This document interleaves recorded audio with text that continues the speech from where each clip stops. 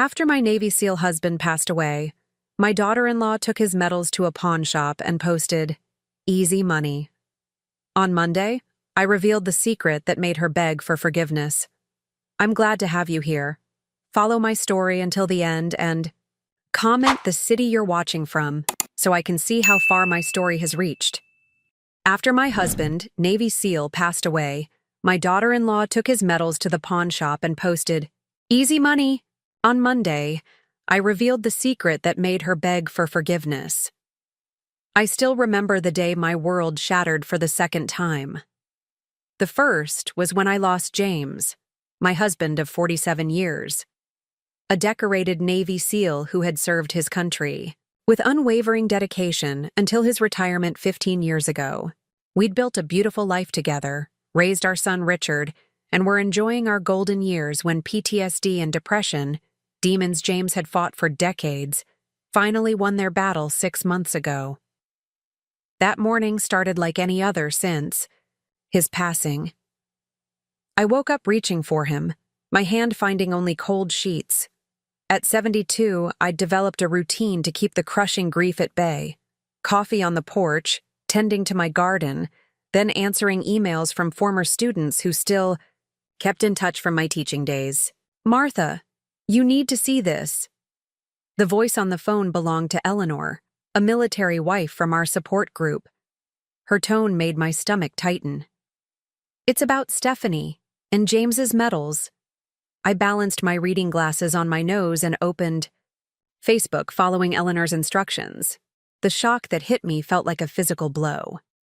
There was my daughter-in-law, Stephanie, standing in what was clearly a pawn shop, fanning out cash with a wide smile on her face. The caption read, "Easy money, time for some self-care. Treat yourself." In the background, unmistakably, were James's medals, the Bronze Star, the Purple Heart, the Navy Cross, sacred symbols of his sacrifice and courage, unceremoniously dumped on a pawn shop counter like worthless trinkets. My hands shook so violently I dropped the phone. Those medals had been displayed proudly in our home for decades. When Richard married Stephanie 12 years ago, James had proudly shown his new daughter-in-law each medal, explaining the stories behind them. After James died, I had given them to Richard, believing they should stay with his son. I never imagined they would end up like this. I dialed Richard's number first, hoping there was some explanation, but he didn't answer. Then I tried Stephanie. The call went straight to voicemail. I tried again and again, until finally I sent a text. "I saw what you did with James's medals. How could you?" Within minutes, I was blocked. My own daughter-in-law had cut me off. The betrayal burned like acid in my chest. Those medals weren't just metal and ribbon. They were pieces of James, tangible reminders of his courage and sacrifice. And Stephanie had traded them for what? Spending money? With trembling fingers, I called Lily, my 16-year-old granddaughter, hoping she could shed some light on the situation. "Grandma?" Her voice was small, cautious. "Are you okay?" "Lily, sweetheart, do you know anything about your father's medals? The ones from Grandpa James?" A long silence followed, then a muffled sniff. "Mom sold them last week. She said, nobody cared about that old junk anymore." Old junk. James's legacy, his honor, reduced to old junk. "Where is your mother now, Lily?" "She's in Cancun, with Todd." The bitterness in her voice was unmistakable. "Her new boyfriend. She left 3 days ago." My blood turned to ice. James hadn't even been gone 7 months, and Stephanie was already vacationing with a new man, funded by selling my husband's military honors. "She's been going out a lot," Lily continued, her voice breaking. "She says she's reclaiming her life after being trapped with Dad and Grandpa James for so long." "She." Lily hesitated. "Go on, sweetheart." "She told me that Grandpa was a burden, that his problems dragged everyone down. She said she was glad to be free of it all." Each word was a knife to my heart. James had struggled, yes. The nightmares, the hypervigilance, the dark periods when memories of combat overtook him. But he had fought those battles with dignity, had been there for every birthday, every school event, every important moment in his family's lives. He had been anything but a burden. "Grandma, can I come stay with you for a while?" Lily asked suddenly. "I don't want to be here when she gets back." That evening I sat in James's old armchair, surrounded by photos of our life together, my mind racing. The pawn shop where Stephanie had sold the medals was across town. There was a chance, however slim, that they might still be there. I would go first thing in the morning, drain my savings if I had to, just to bring those pieces of James home where they belonged. As I finally drifted off to sleep, clutching James's old navy sweatshirt, I made a promise to him and to myself. This betrayal would not stand. I would reclaim his honor, even if it meant exposing the cruel truth about the woman who had once promised to love and respect our family. Little did I know that the medals were just the beginning, that what I would discover in the coming days would shake the very foundation of everything I thought I knew about James's final years, and about the woman who claimed to have loved him. The pawn shop was tucked between a laundromat and a discount liquor store, its windows plastered with neon signs advertising quick cash for gold and valuables. My heart pounded as I pushed open the door, setting off a tinny electronic chime. "Help you, ma'am?" The man behind the counter couldn't have been more than 30, with tattooed arms and a kind face that seemed at odds with the surroundings. Straightened my shoulders, summoning strength I wasn't sure I had. "My daughter-in-law brought in some military medals last week. Navy SEAL decorations. I'd like to buy them back." Recognition flickered in his eyes. "The Bronze Star and those others? Pretty lady? Paid cash?" I nodded, hope rising in my chest. "I'm real sorry, ma'am. Most of those sold already. Military collectors snap up that stuff quick, especially SEAL decorations." My knees weakened. I gripped the counter to steady myself. "Which ones are gone?" He checked his records. The Bronze Star, Purple Heart, and Navy Cross went to a collector from Dallas. Got the Navy Achievement Medal and a couple service medals still here. Just like that, James's highest honors, the ones that had meant the most to him, were gone. Scattered to strangers who couldn't possibly understand their true value. "I'll take what's left," I said, my voice hollow. While the clerk packaged the remaining medals, I noticed a security camera in the corner. "Do you keep recordings of your transactions?" "For 30 days? Yeah, insurance requires it." "Could I? Would it be possible to see the recording from when my daughter-in-law came in? I'd like to know exactly what she sold." He hesitated, then nodded. "Give me a minute." On a small monitor behind the counter, I watched as Stephanie cheerfully handed over James's legacy. She joked with the clerk, haggled over the price, and seemed completely unbothered by what she was doing. No remorse, no hesitation, just a woman excited about easy cash. When the transaction was complete, she snapped the selfie I'd seen on Facebook. "Could I get a copy of this recording?" I asked, an idea forming. Normally, no, but was this some kind of theft situation?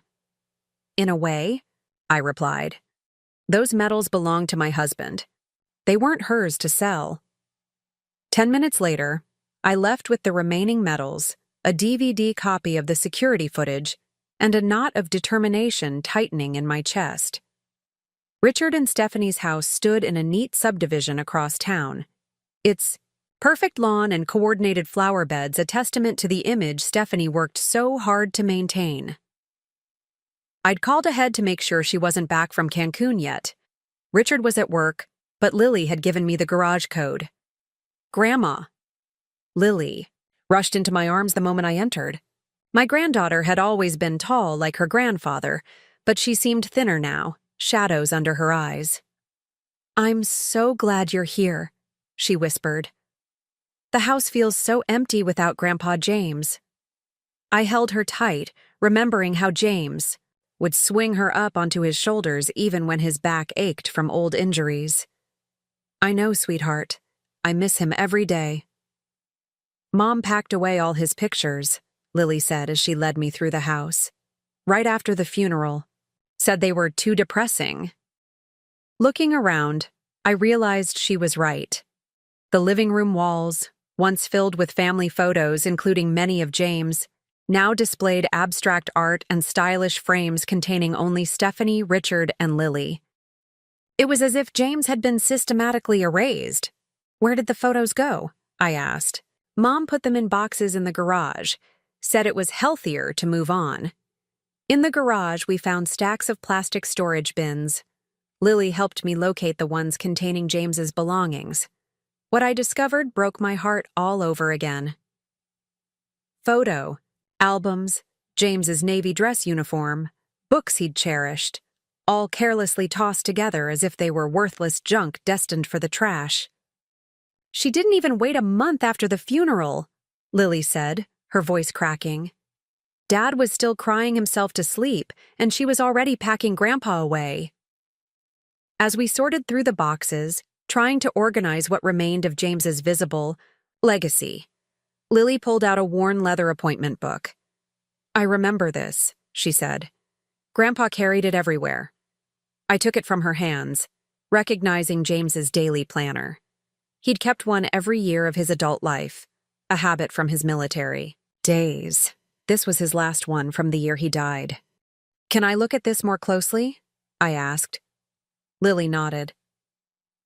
That night, after settling Lily in my guest room, I sat at the kitchen table and carefully opened James's planner. Inside were not just appointments, but notes. James had used it as a makeshift journal. Flipping through the pages, I began to see a disturbing pattern. April 15th. S threw away my medication again. Claims she forgot I needed it. Third time this month. May 6th. Another nightmare. S told me to man up and sleep on the couch if I couldn't keep quiet. June 10th. S invited friends over when she knew I was having a bad day. When I tried to go upstairs, she told everyone I was being dramatic about my so-called PTSD. Tears blurred my vision as I read entry after entry detailing Stephanie's cruelty. James had never told me any of this. He'd always insisted things were fine whenever I expressed concern about Stephanie's attitude toward his PTSD. The last entry, dated just 3 days before he died, hit me like a physical blow. S says I'm embarrassing her. Says I should be over this by now. Maybe she's right. Maybe everyone would be better off without me dragging them down. So tired of fighting. I closed the planner, my hands shaking with grief and rage. All those years, James had suffered in silence while Stephanie systematically broke him down. And now she was erasing him, selling off his honors and vacationing with another man while his memory was still warm. My phone rang, startling me from my thoughts. It was Mike Collins, James's closest friend from his SEAL days. Martha, I heard. About the medals, he said without preamble. The guys and I want to help. How did you know? I asked. Lily called me. Said you might need backup. His voice softened. James was our brother, which makes you family. Whatever you need, we're there. I clutched the phone tighter, tears streaming down my face. Mike, there's something you should know. I found James's planner. The things Stephanie was saying to him, doing to him. I know, Mike said quietly. We all suspected. James wouldn't talk about it, but we could see what was happening. We tried to get him to open up, but he was protecting her, I finished, even as she was destroying him. The question is, Mike said after a moment, what do you want to do about it now? I looked down at James's planner, at the security footage from the pawn shop, and thought about the woman who had sold my husband's honors without a second thought. I want the truth to come out, I said firmly. I want his medals back, and I want Stephanie to face what she's done. What I didn't tell Mike was that I already knew exactly how to make that happen. Because what Stephanie didn't realize was that I knew her darkest secret, the one thing that would shatter the perfect image she'd built and make her beg for forgiveness. And on Monday, at the Veterans Benefit she'd organized to boost her social, standing as the devoted widow of a SEAL, I was going to reveal it to everyone. The next morning, I met Mike at a small diner near the naval base where James had once trained younger SEALs after his active duty ended. The place was filled with military personnel, their quiet conversations and respectful nods a stark contrast to the chaos in my mind. "I've put out feelers to track down the medals," Mike said, sliding into the booth across from me. His weathered face, lined with the same kind of experiences that had marked James, was set with determination. "The collector's community is tight-knit. If we find who bought them, I'm hoping we can appeal to their sense of honor." I wrapped my hands around my coffee mug, drawing comfort from its warmth. "Thank you, Mike. I can't tell you what that means." "To me?" He reached across the table, briefly squeezing my hand. "Martha, there's something else you should know. Something James made me promise not to tell you while he was alive." My heart stuttered. "What is it?" James recorded some of his interactions with Stephanie. Mike's voice dropped lower. He was gathering evidence. I think he was planning to leave her. "Evidence?" I repeated, confused. Mike nodded grimly. "About 6 months before he died, James started carrying a small digital recorder.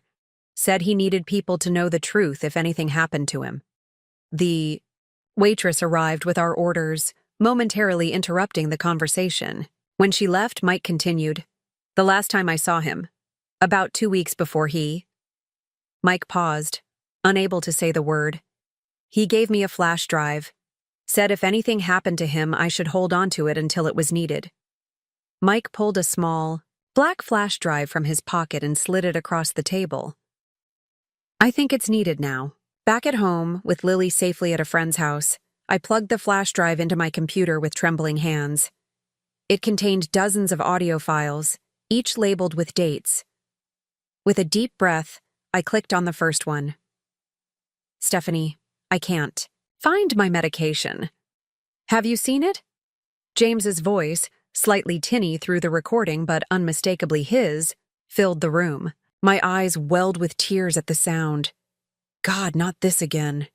Stephanie's voice was sharp, annoyed. "I'm not your keeper, James. Maybe if you weren't so scattered all the time, you'd know where your own things are." "I'm not scattered. I keep them in the same place. They're not there now." "Well, I don't know what to tell you. Maybe you took them all already. You pop those pills like candy." "They're prescribed, Stephanie, for my PTSD. You know that." A scoffing sound. "Your PTSD. Right. It's been, 20 years since you saw any real action? Don't you think it's time to get over it?" My stomach clenched at her callousness. James had struggled with PTSD for decades, the nightmares and flashbacks sometimes. So severe he couldn't leave the house. How many times had I held him through the night, whispering reassurances as he relived horrors I couldn't imagine? I forced myself to continue listening, moving through file after file. Each one revealed a pattern of emotional abuse more devastating than I could have imagined. Stephanie belittling James's mental health struggles. Stephanie complaining about being stuck with a broken man. Stephanie threatening to leave if he didn't pull himself together.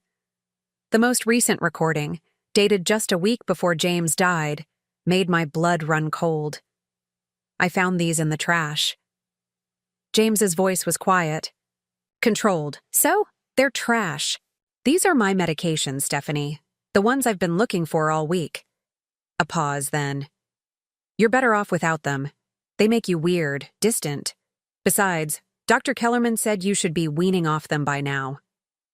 That's not what he said at all. I was there, remember? He said I needed to stay on them until he felt it was safe to adjust the dosage. Whatever. I'm sick of living with a zombie. It's embarrassing, James. Do you know what people say? They say I married a broken man. that I'm a saint for staying. You threw away medication prescribed for a medical condition. Do you understand how dangerous that is? I could have what? Had another one of your episodes? Jumped at shadows? Woken up screaming again? I'm done, James. I've given you 12 years of my life, and I'm done walking on eggshells. The recording ended abruptly. I sat frozen, thinking of James's planner entry just days before his death. The hopelessness, the exhaustion, the feeling that everyone would be better off without him. Now I understood. Stephanie hadn't just been cruel to James. She had actively sabotaged his treatment, pushing him deeper into the darkness when he was fighting so hard to stay in the light. My phone rang, startling me from my horrified trance. It was Richard. Mom? Is Lily with you? His voice was tense, worried. She stayed with a friend last night, I replied carefully. Is everything all right? It's Stephanie. She's coming home early from Cancun.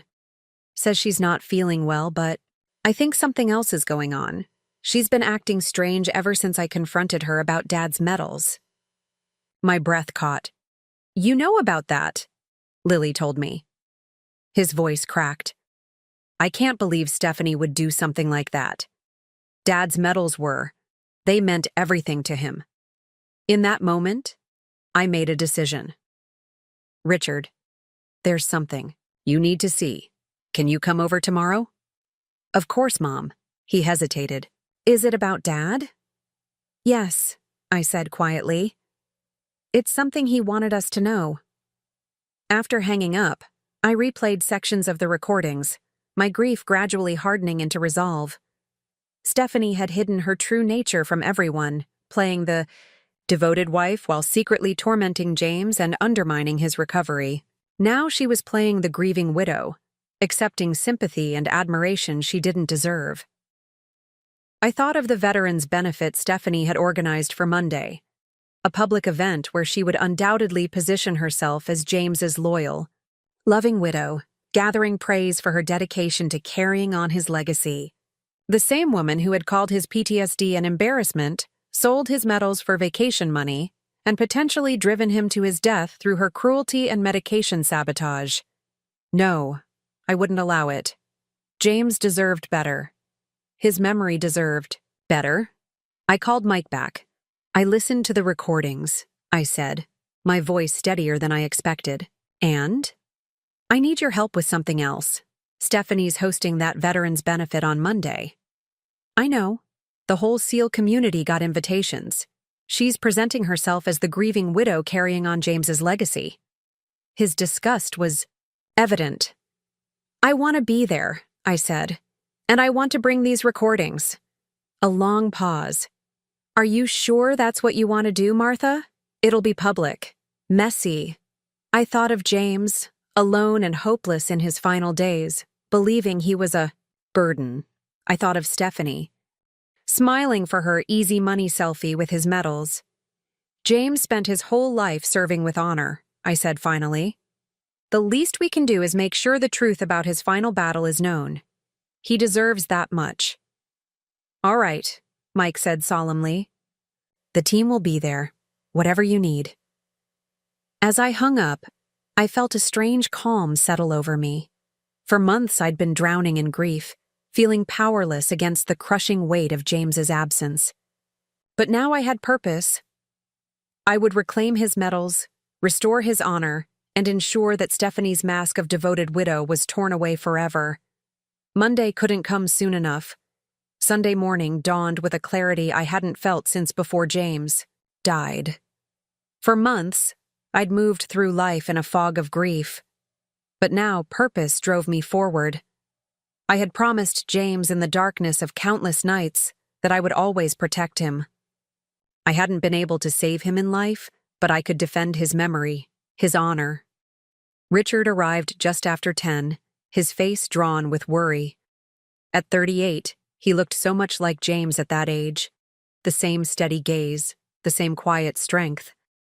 But with shadows under his eyes that spoke of recent turmoil. Mom, he said, embracing me tightly. What's going on? You sounded so serious on the phone. I led him to the kitchen table where my laptop sat open. There's something you need to hear. Something your father recorded before he died. Richard's brow furrowed. Recorded? What do you mean? Sit down, honey. I touched his arm gently. This won't be easy to hear. For the next hour, we listened together to selections from James's recordings.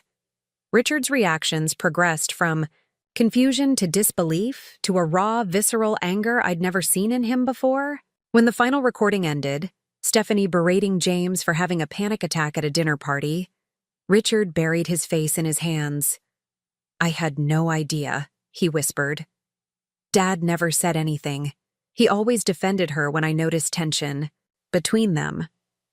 He was protecting you, I said softly, and he was ashamed. You know how he was. He saw it as his failure, not hers. Richard looked up, his eyes red-rimmed. All these months, she's been playing the devastated widow, accepting condolences, organizing this benefit. His voice hardened. While selling his medals for vacation money with her boyfriend. I nodded, letting him process the betrayal at his own pace. The night before Dad died, Richard said slowly, I called the house.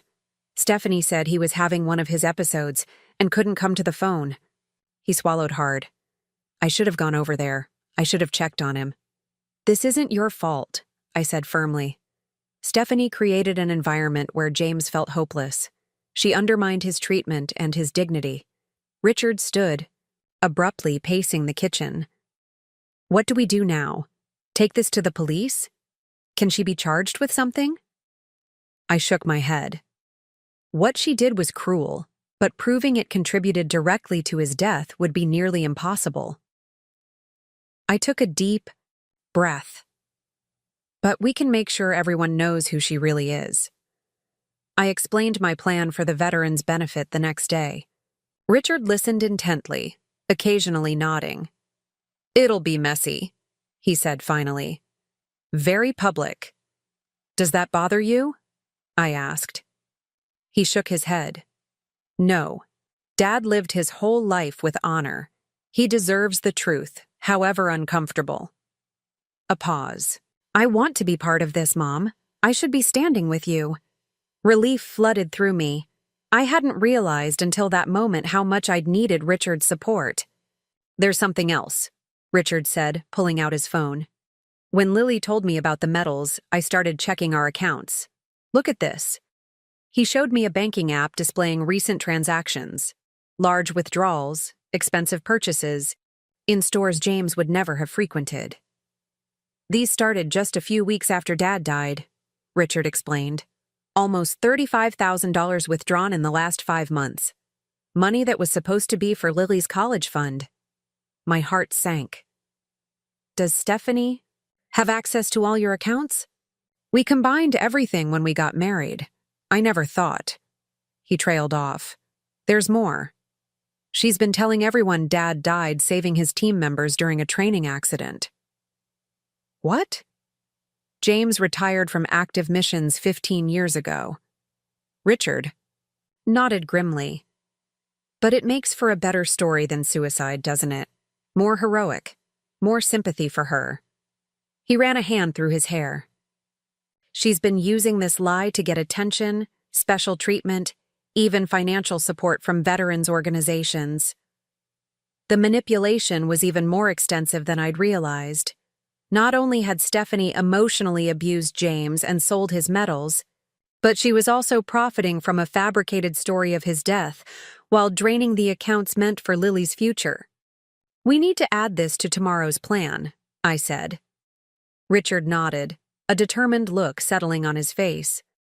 I'll gather the bank statements, evidence of every withdrawal, every purchase, and I'll contact Mike again. His connections in the SEAL community will be crucial. Later that afternoon, Mike arrived with news. We found the collector who bought James's medals, he announced, settling onto my couch. A retired Marine in Dallas. When I explained the situation, he agreed to return them, for what he paid, not a penny more. Said he wouldn't keep medals obtained through such dishonorable means. That's wonderful, I breathed. When can we get them? That's the thing. He's driving them up himself. Wants to personally return them to James's family. Mike checked his watch. Should be here around 9 tonight.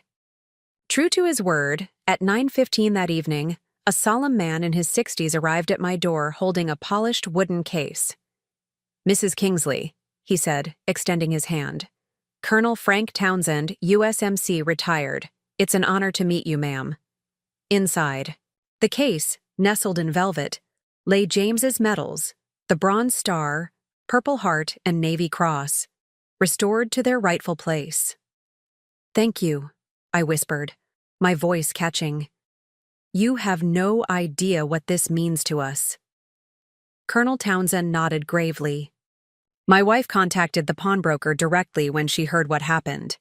Seems your daughter-in-law left quite an impression, bragging about how she was finally getting something useful out of her husband's military career.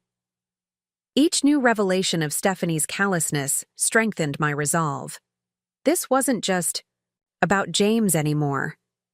It was about Lily's future, about Richard's awakening to the truth, about ensuring that Stephanie couldn't continue to profit from her cruelty and lies. That night, after everyone had left, I sat in James's old chair holding his recovered medals, running my fingers over the engravings that commemorated his courage and sacrifice. We're going to make this right, I whispered to his photograph on the side table. Tomorrow, everyone will know the truth. I spent the rest of the evening organizing the evidence, the recordings, the bank statements Richard had provided, the video from the pawn shop, printed screenshots of Stephanie's easy money post, and statements from James's doctors confirming his medication regimen, the same medications Stephanie had thrown away. In the morning, I dressed carefully in a navy blue dress James had always loved, pinned one of his navy pins to my lapel, and placed the evidence in my handbag. Richard would meet me at the venue with Lily, who deserved to know the truth about her grandfather's final days and her mother's deceptions. As I stepped out my front door, I felt James's presence beside me, as tangible as if he were holding my hand. For the first time since his death, I wasn't drowning in grief. I was channeling it into purpose, into justice. The Veterans Benefit was being held at the Grand Ballroom of the Oceanside Hotel, a venue famous for its panoramic views of the Pacific. Stephanie had spared no expense, using whose money, I now wondered, to create an impressive event. Banners bearing James's image and the Navy SEAL emblem hung from the walls. A table near the entrance displayed photos of James in uniform, looking strong and proud, alongside neatly printed cards describing his heroic sacrifice. I clutched my purse tighter, feeling the weight of the evidence inside. In 3 hours, when Stephanie took the stage to give her keynote speech about honoring her husband's legacy, I would be ready. The truth would finally come to light. The Grand Ballroom was filling up rapidly. Men and women in military uniforms mingled with civilians in formal attire, all gathered under the pretense of honoring James's memory. I recognized many faces, former colleagues from James's SEAL team, friends from the Veterans Support Group, community members who had admired him. Mike materialized at my elbow, looking distinguished in his dress blues. Martha, you ready for this? I nodded, my hands steady despite the gravity of what was to come. Where's Stephanie? In the green room, practicing her speech. His expression darkened. You should hear what she's planning to say about James. Tales of heroism that never happened. Stories she's invented wholesale. Then it's time those stories were corrected, I said softly. Richard arrived with Lily, both looking solemn. My granddaughter rushed to embrace me, and I held her close, drawing strength from her presence. Grandma, Mom's telling everyone Grandpa died saving his team, she whispered. It's not true. I heard her laughing about it on the phone with Todd, saying people will believe anything about a dead hero. Richard's jaw tightened as he overheard his daughter's words. "It ends today," he said with quiet determination. "All of it." We took our seats near the front where Stephanie had placed us for maximum visual effect, the grieving family supporting the devoted widow. The irony was almost too much to bear. At precisely noon, Stephanie made her entrance, gliding onto the stage in a tasteful black dress, her expression a perfect mask of dignified grief. The audience applauded politely as she approached the podium. "Thank you all for coming today," she began, her voice catching with practiced emotion. "6 months ago, I lost my husband, the love of my life, Senior Chief Petty Officer James Kingsley." I watched her performance with a detached fascination. The slight tremor in her voice, the way she blinked back tears at just the right moment. She had rehearsed this, perfected it. How many times had she practiced looking heartbroken in the mirror? "James died as he lived, with unparalleled courage," she continued. "During a training exercise, when a younger SEAL was in danger, James didn't hesitate. He sacrificed his own life to save another." Murmurs of admiration rippled through the audience. I glanced at Richard, who was nearly vibrating with suppressed rage.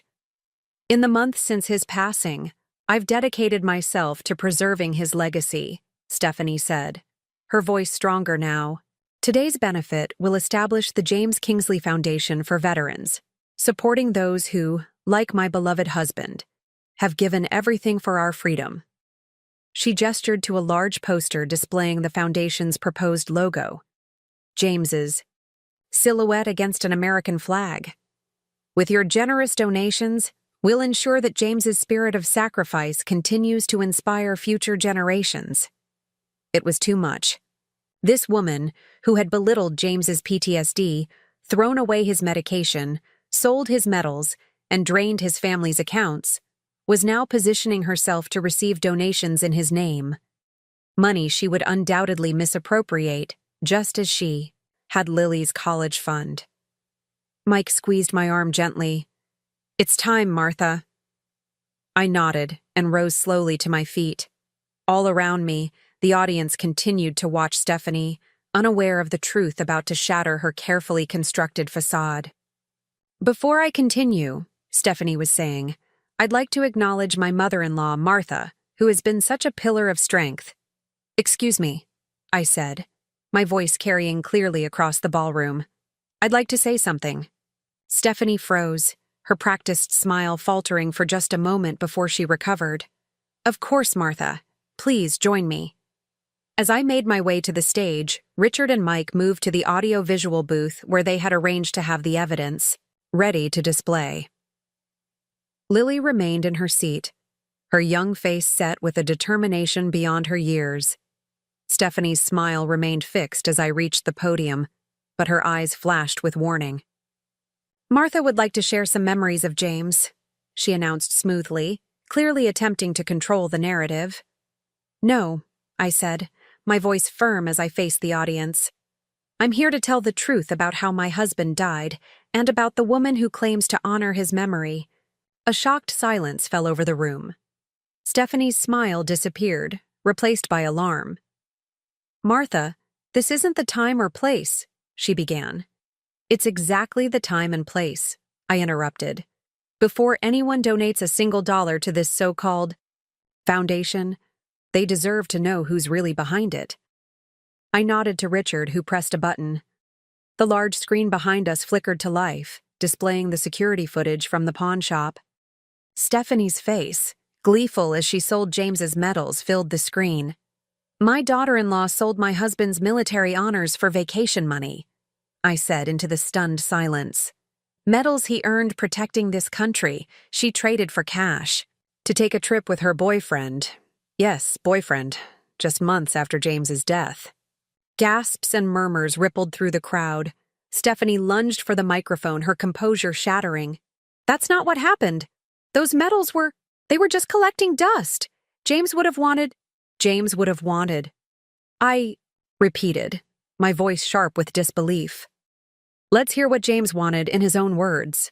Another nod to Richard, and James's voice filled the ballroom. The recording was crystal clear, Stephanie berating him for his PTSD, mocking his suffering, admitting to throwing away his medication. Stephanie's face drained of color. "Where did you get that? You can't— that's private." "Private?" I asked. "Like the private way you tormented my husband? The private way you pushed him deeper into depression by sabotaging his treatment?" I turned back to the audience, where shocked faces stared up at the stage. James didn't die in a training accident saving a fellow SEAL. That's a lie Stephanie created to gain sympathy and financial support. My husband took his own life after months of psychological abuse, after having his medication thrown away, after being made to feel that his PTSD was a burden and an embarrassment. Colonel Townsend stood up from his seat in the second row. "Mrs. Kingsley, are you saying Senior Chief Kingsley's death was misrepresented to the Navy SEAL community?" "Yes," I said firmly. "And to the organizations that have provided benefits to Stephanie as the widow of a hero who died in the line of duty." Mike joined me on stage, holding a folder. "We have documentation from the medical examiner confirming James's cause of death, as well as statements from his doctors about his medication regimen. Medication that Stephanie admits, in these recordings, to discarding." Stephanie's face contorted with fury. "You bitter old woman. You're just jealous because James loved me more than you, because I had a life with him that you couldn't control." Her outburst, so at odds with her previous performance of grief, silenced the room. In that moment, the mask slipped completely, revealing the cruel, calculating woman beneath. Richard took the microphone next, his voice steady despite the emotion in his eyes. "My mother is telling the truth. I have proof that since my father's death, Stephanie has withdrawn nearly $35,000 from accounts meant for my daughter's education, money she spent on vacations, shopping, and her new boyfriend, Todd Reynolds." As if on cue, a man in the back of the room tried to slip out unnoticed. One of Mike's SEAL brothers blocked his path. "And here he is now," Richard continued. "The man my wife has been seeing since 3 months after my father's death, while playing the devoted widow in public." Stephanie grabbed for the microphone, her movements frantic now. "This is slander. You can't prove any of this." "Actually," I said quietly, "we can prove all of it. The recordings, the bank statements, the falsified story of James's death that you've used to collect benefits. And these—" I opened the wooden box Colonel Townsend had returned to me, revealing James's medals. "The medals you sold, which were recovered from the collector who was horrified to learn how you obtained them." Stephanie stood frozen, her carefully constructed world collapsing around her. The audience had risen to their feet, their expressions a mixture of shock, disgust, and, in the case of James's fellow SEALs, cold fury. "Grandpa deserved better than you," Lily's clear voice rang out from the front row. "You made him feel worthless when he was a hero." In that moment, looking at my granddaughter's brave face, I knew we had done the right thing. James's truth was finally being told, his honor restored, his suffering acknowledged. "This event is over," I announced, turning to the stunned audience. "Instead of donations to a fraudulent foundation, I ask that you honor James's memory by supporting legitimate organizations that help veterans with PTSD, the real battle my husband fought until the end." As I stepped away from the podium, the room erupted, some people pressing forward with questions, others approaching Stephanie with looks of disgust, and James's SEAL brothers forming a protective circle around Lily, Richard, and me. Through it all, Stephanie stood alone on the stage, her facade of grieving widow shattered beyond repair, facing for the first time the consequences of her cruelty. The aftermath of the veterans' benefit unfolded with a swiftness that left me breathless. As the ballroom emptied, Stephanie was cornered by representatives from 3 different veterans organizations, demanding explanations about the funds she had solicited using her fabricated story of James's death. The hotel management quickly dismantled the foundation displays, awkwardly returning checks to stunned donors. Through it all, I remained calm, surrounded by a protective circle of James's fellow SEALs and their families. These were the people who had truly loved him, who had understood his struggles, who had tried to help when Stephanie was undermining his recovery. "Mrs. Kingsley," said a tall woman in a Navy uniform I didn't recognize.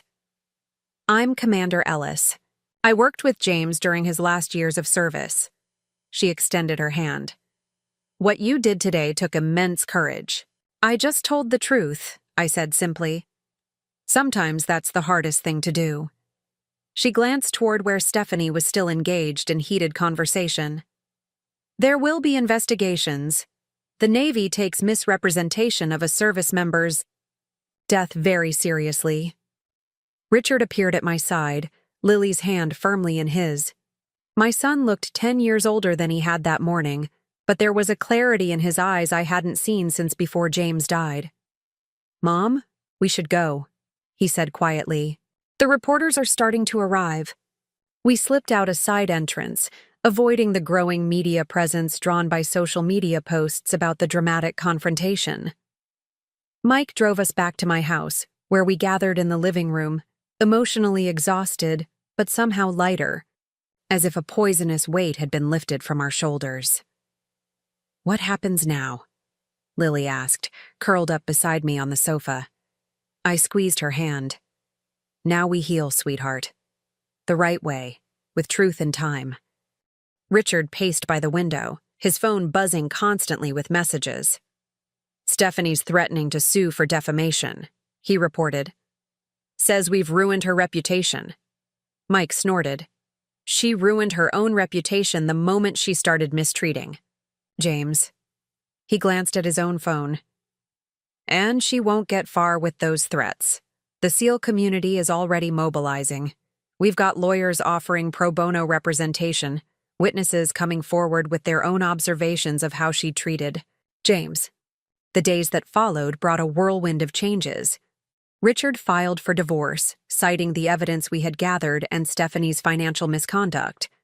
The Navy launched an investigation into benefits Stephanie had claimed under false pretenses. Reporters called constantly, seeking interviews about the SEAL widow scandal, as it was being called.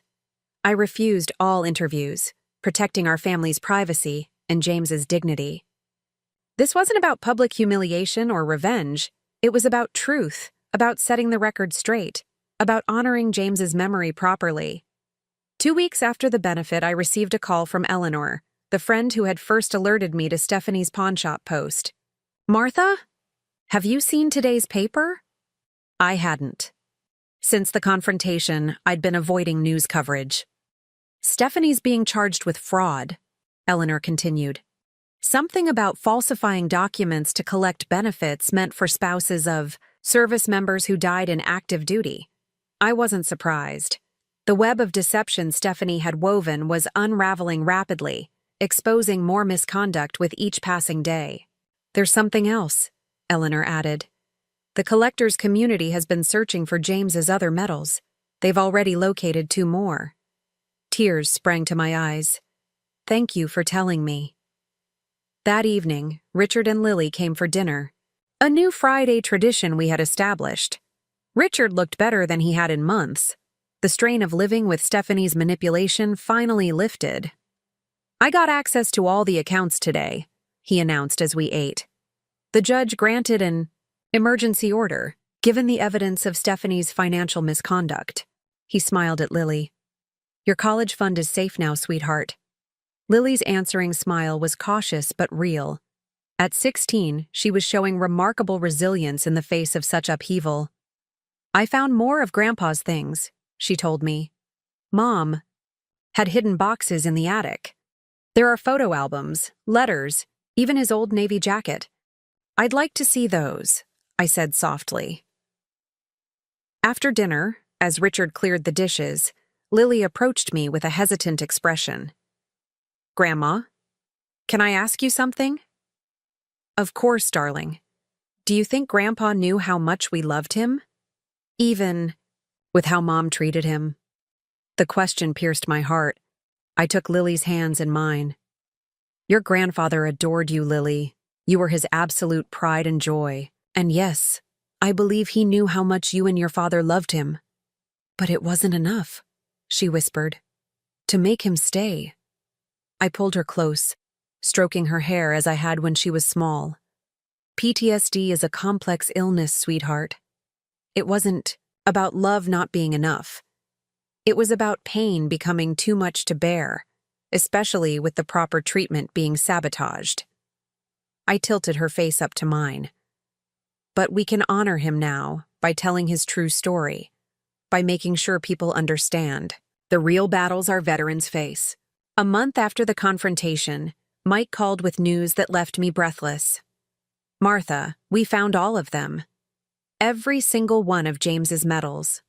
The community really came through. That Sunday, a small ceremony was held in my backyard. No reporters, no public spectacle, just James's SEAL brothers and their families, Richard, Lily, and a few close friends. Mike presented me with a beautiful display case containing all of James's recovered medals, each one polished to a perfect shine.